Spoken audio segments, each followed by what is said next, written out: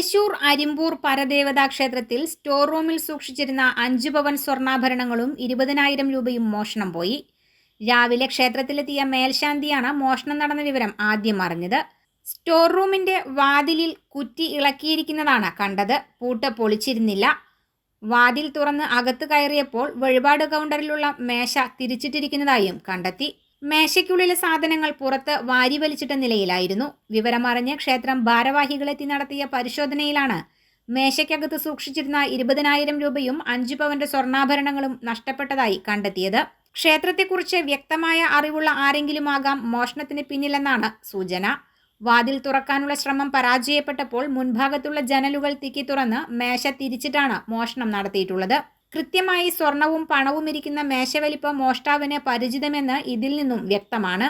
മുറിക്കകത്ത് കടക്കാതെ ജനലഴികൾക്കിടയിലൂടെ തന്ത്രപൂർവ്വമാണ് മോഷണം നടത്തിയിരിക്കുന്നത്.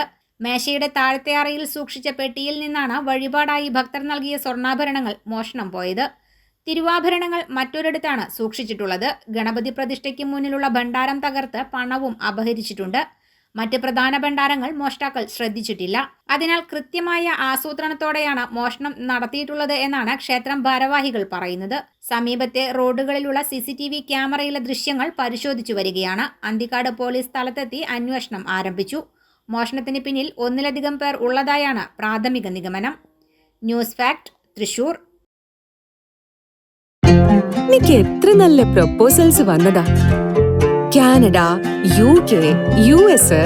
എന്നിട്ട് അപ്പോഴേക്കും എന്നെ വീഴ്ത്തി കളഞ്ഞില്ലേ? Intimate Matrimony, beautifying your life.